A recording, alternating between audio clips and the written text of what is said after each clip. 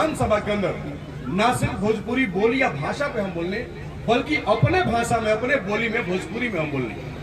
अब पूरा लौंडा नाच से लेकर के जौन भोजपुरी के पूरा इतिहास और विरासत रहल बा, ओकरा पर गंभीरता से बातचीत भइल और लोग ओकरा के बहुत गंभीरता से सुनल, ओकरा पर आगे विचार भी भइल। दुनिया गइल, लेकिन कुंवर सिंह ऐसा वीर मर्दाना रहल जौन कहलस की झुके वाली शरीर नहीं है, कट जाई लेकिन झुकी ना। हमनी के कुंवर सिंह के विरासत बा। हमनी के जो आपका चारों मांग है वो हम लोग जानते हैं पहले से भी, उन मांगों को भी पूरा करने के दिशा में हम लोग आगे बढ़ेंगे। लेकिन अब चूंकि हमने के शाहाबाद में बानी जैसे भोजपुरी में बात होने के चाहिए, काहे कि बोली भाषा ही साहित्य संस्कृति के ज्यादा समृद्ध करेला। तरुआ समय का हम बतावत में खुशी हो रहा बा कि पिछला बार जो विधानसभा के सत्र रहे ओकरा में पहला बार हम भोजपुरी में भाषण दिले रहे। हमारा उम्मीद बा कि ढेर आदमी के सुने के मिलल होगा। हमने तो अनिल भैया के कानों में कहले गजित भाई का मन भइल कल लौंडा के नाचो रहे।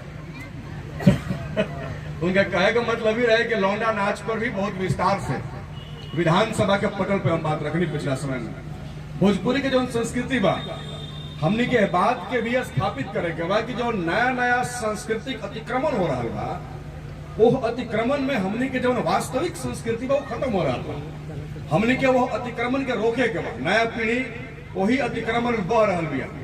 लोग जो बा लौंडा नाच के हे दृष्टि से देखे लगे, बहुत बुरा दृष्टि से। वह लौंडा के नाच के लिए बड़ा आपको देखा था तो लौंडा के नाच, अरे भाई वो बहुत बड़ा सिर्फ कला के बात नहीं, बल्कि भोजपुरी के विश्व प्रसिद्ध बनावे में वो कला के बहुत बड़ा योगदान बा, बहुत बड़ा योगदान। ओकरा के समझे के जरूरत बा। यही से विधानसभा के पटल में पिछला बार बजट सत्र में हमारा पार्टी की तरफ से कला संस्कृति के विषय पर बोले का मौका मिला।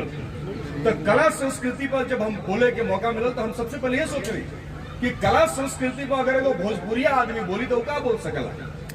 निश्चित तौर पे भोजपुरी के अपन पूरा जो समृद्ध विरासत बा ओकरे हमारा नेतृत्व करे के बा। ऐसे वो पूरा विधानसभा के अंदर न सिर्फ भोजपुरी बोली या भाषा पे हम बोलने, बल्कि अपने भाषा में, अपने बोली में, भोजपुरी में हम बोलने।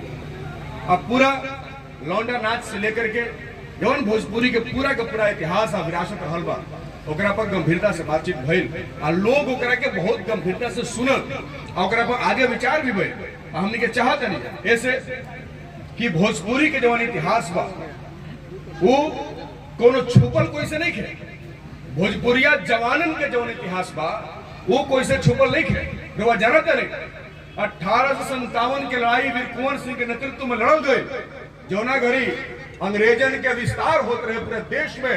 अंग्रेज सब जमींदार के यहाँ, राजा के यहाँ प्रेम पत्र भेजत रहा, चिट्ठी कि बाबू या तो तू हमारा अधीन हो जा, ना तो हमारे गुलामी स्वीकार कर, ना तो तहार जान देवे खरीद तैयार रहेगा पड़े। यही जे बगल के राजा राजवाड़ा लोग सब जना ठेहुनिया गए, लेकिन कुंवर सिंह ऐसा वीर मर्दाना रहल जौन कहलस की झुके वाली शरीर नहीं है, कट जाई लेकिन झुकी ना।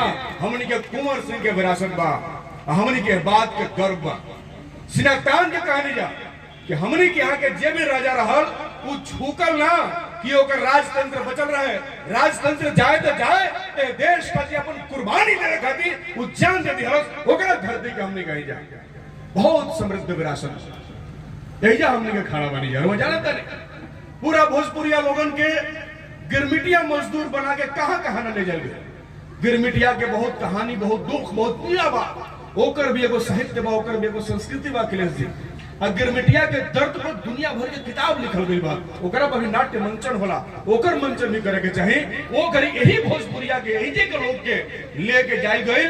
तो भोजपुरिया लोग के जब मॉरिशस लेके गए सर, तो हमने को जब ढेर दिन गुलामी ना करने जा, बल्कि तुरंत मॉरिशस के हमने के राजा हो गए जा। हमने के बाद के इतिहास बा मॉरिशस में भोजपुरिया लोगन के राज चलल, आज भी बा, आज भी वो हनक। ऐसे हमनी के कम करके जे आकत होके ओकरा से साफ तौर पे कहते हैं कि भाई जी कम करके आगे की जरूरत नहीं है, बल्कि हमनी के लड़ाई बा संविधान के 8वीं अनुसूची में शामिल करेंगे। ये लड़ाई आगे चली, हमनी के चाहत नहीं कि हमनी के भाषा बढ़े। वीर कुंवर सिंह विश्वविद्यालय में भोजपुरी के पढ़ाई शुरू भइल, ओकरा खातिर बहुत आंदोलन करनी जा, हमनी के छात्र नेता रही जा, बीच में ओकर पढ़ाई बंद कर दिया गई। फिर आंदोलन भइल, अब फिर से भोजपुरी के पढ़ाई विश्वविद्यालय में शुरू। विधानसभा में हम बोले कि भोजपुरी के पढ़ाई ना सिर्फ पीजी में होके बल्कि ग्रेजुएशन में होके के चाहे, इंटर में होके के चाहे, मैट्रिक में होके के चाहे, नीचे भी होके के चाहे, आपन बोली, आपन भाषा, आपन भाव में लोग कोनो बात के ज्यादा आसानी से समझे। ऐसे जौन भोजपुरी के समृद्ध विरासत बा ओकरा के आगे बढ़ावे खातिर लगातार हमनी के प्रयासरत बनी जा। जौन भी और मांग बा कमिश्नरी के, आराम में तो कमिश्नरी के मांग लगातार चलत है। हमनी के सरकार से मांग करत बनी जा कि कमिश्नरी बने के चाहे, और भी तमाम मांग के साथ शहीद स्मारक बनाना निश्चित तौर पर बनावे के चाहिए। ऐसे ओकरा से हमनी के इतिहास जुड़ल बा, ओकरा से नया पीढ़ी प्रेरणा ली, ऐसे बने के ही चाहिए। ऐसे जौन भी और मांग बा ओकरा से हमनी के सहमत बनी जा। आई उम्मीद बा कि आने वाला समय में ये महोत्सव जो शाहबाद के महोत्सव हो रहा बा ये और आगे बढ़ी और आगे जाए। हमनी के अपन संस्कृति के, सभ्यता के, जौन हमनी के लड़ाई के, जौन भोजपुरी के संघर्ष के जौन इतिहास बा, भिखारी ठाकुर के इतिहास सिर्फ नाट्य के इतिहास नहीं है, बल्कि वो नाट्य कला के अंदर वो घड़ी के जौन सामाजिक गैर बराबरी रहल, वो समय के जौन सामाजिक संकट रहे, समस्या रहे, वो नाट्य मंडली की तरफ से प्रदर्शित कर जाते रहे। वो नाट्य मंडली के माध्यम से जनता के जागरूक कर जाते रहे, और जनता जागरूक होके उस समय के जौन सामाजिक कुरीति रहे, जौन जनता के संकट रहे, समस्या रहे, जौन पलायन रहे, जब लोग बंगाल में नौकरी कर जाते रहे, वो पलायन के दर्द उनका गीतन में छलकेला, वो पलायन के खिलाफ मजबूती के साथ जनता संघर्ष करे खातिर तैयार भइल। ऐसे भोजपुरी नाट्य कला, लोकगीत सिर्फ एगो गीत और मनोरंजन के ही विषय नहीं है, बल्कि एगो प्रतिरोध के संस्कृति पूरा का पूरा भोजपुरी संस्कृति और साहित्य में मिलेला। वो प्रतिरोध के संस्कृति अगर जिंदा रखे के बाद खातिर भी भोजपुरी के लोक साहित्य के संस्कृति के जिंदा रखल हमनी के सब कोई के बहुत जरूरी बा। हमनी के चाहत है कि भोजपुरी की संस्कृति आगे बढ़े, हमनी के सभ्यता के विकास होके, हमनी के समाज के विकास होके, एकरा खातिर लगातार हमनी के प्रयासरत बनी जा। ऐसा जितना भी कार्यक्रम होला निश्चित तौर पर हमनी के पूरा प्रयास रहेला कि वो कार्यक्रम में शामिल होके जा। आगे भी शाहबाद महोत्सव आगे जाए, हमनी के शुभकामना बा कि महोत्सव सफल होके। एक साथ चूंकि समय बहुत कम बा, बहुत बहुत धन्यवाद, बहुत बहुत शुक्रिया।